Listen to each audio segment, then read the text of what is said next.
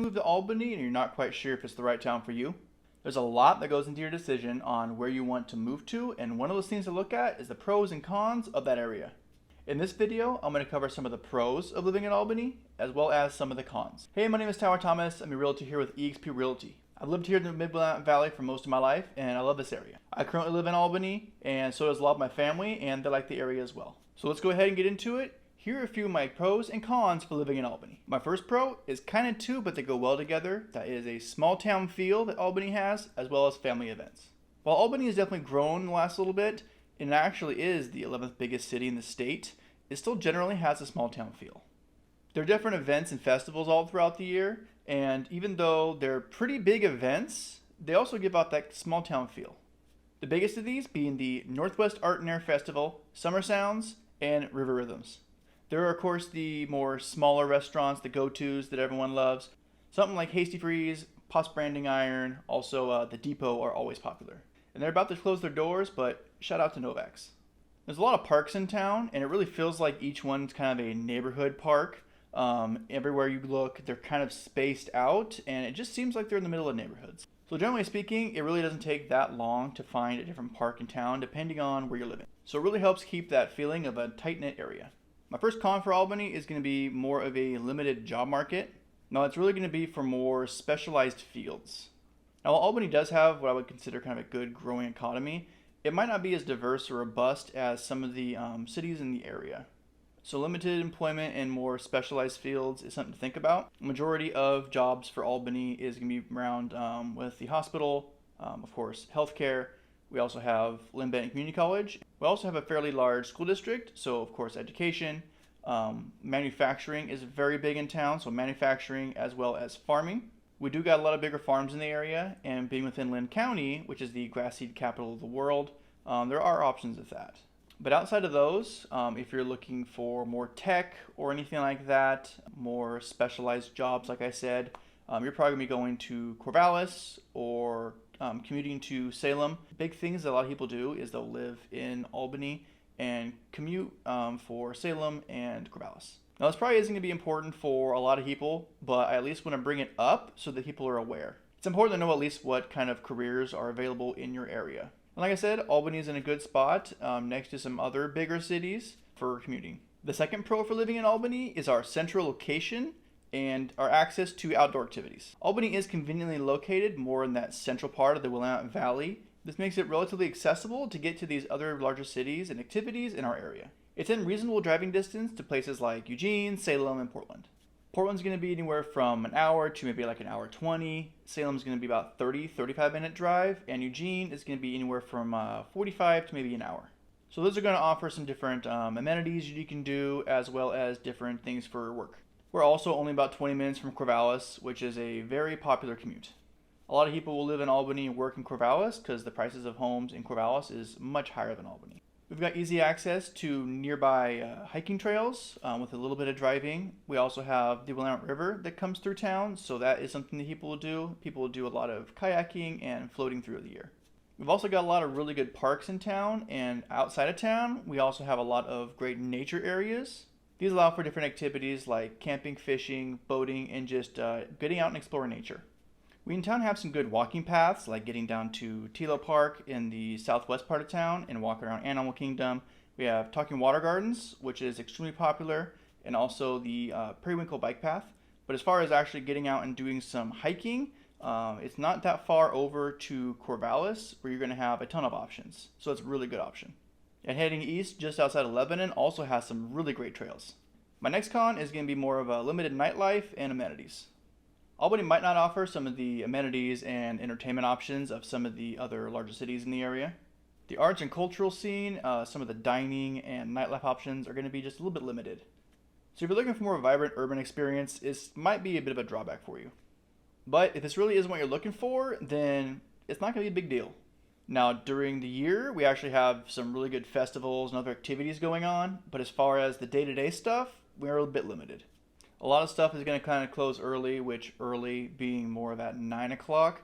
Now, Albany does have a lot of bars and stuff that are actually open fairly late, later than definitely Corvallis. A lot of their stuff also closes fairly early, but there's a fair amount of stuff that's open 11 to 12. But if that's not necessarily your scene, you'll probably be packing it in a bit early. Now, like I said, if you don't really care about a big nightlife and everything, this really isn't going to affect you at all. My next pro is going to be our more affordable housing.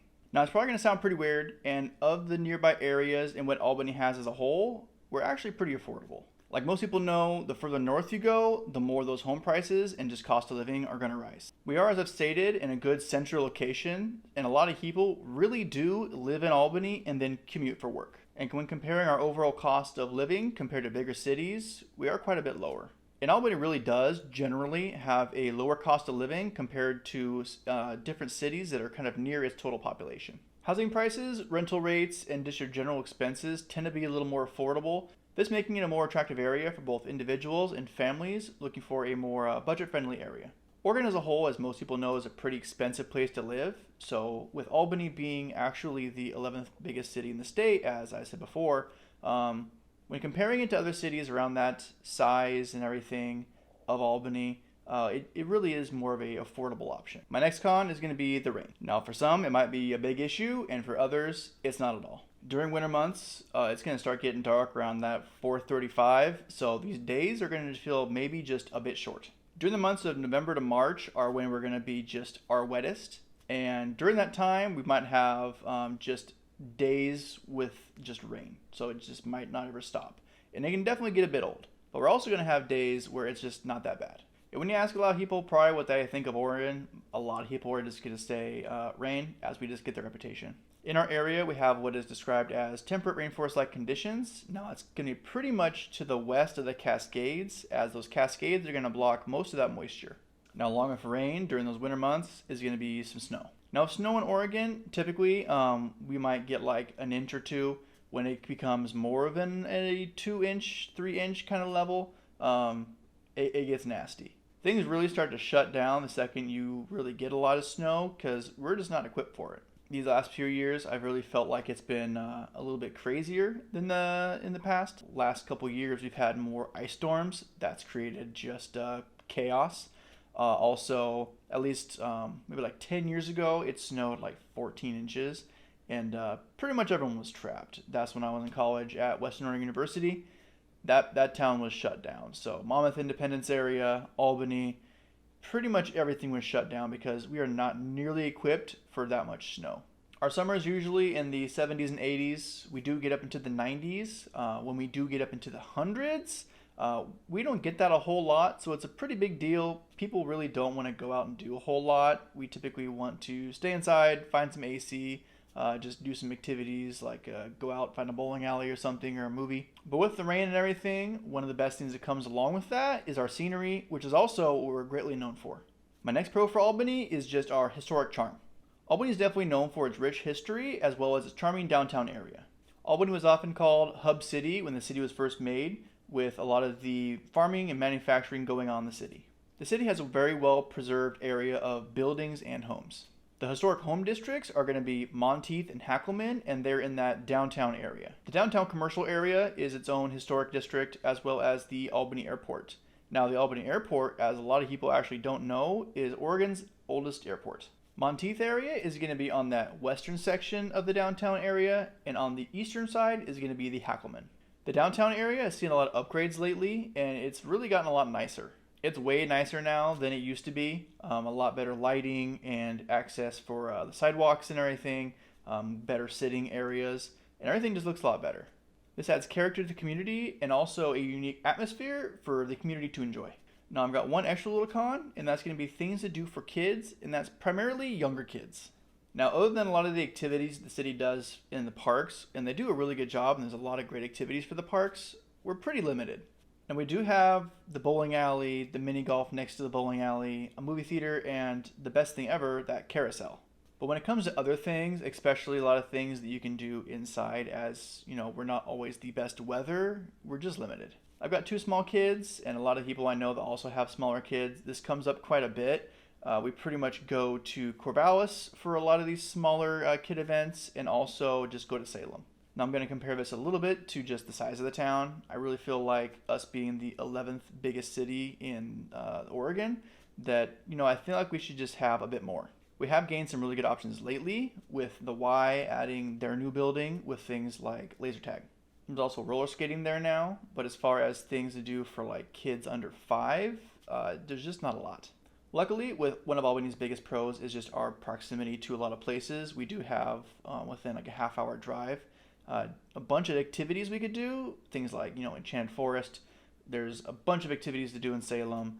There's also a fair amount of different smaller kid activities to do in Corvallis, so there are options. You are just probably going to have to travel outside of town to get more of that. So that's it. I hope you found this video helpful when thinking about some of the pros and cons of living in Albany. If you have any questions or want to dig a bit deeper into what it's like living in Albany, go ahead and reach out to me. I'll be glad to help. My information is in the description below. So if you're looking to buy, sell, or invest in our great area, I'm your guy. I'll be glad to be your local resource for all your real estate needs. And if you have any sort of suggestions on a video you'd like to see about Albany, something that you think would be helpful, go ahead and let me know by a comment or message me and I'll see what I can do. The goal for me is to provide you with helpful information so that you feel fully informed when moving to a new city.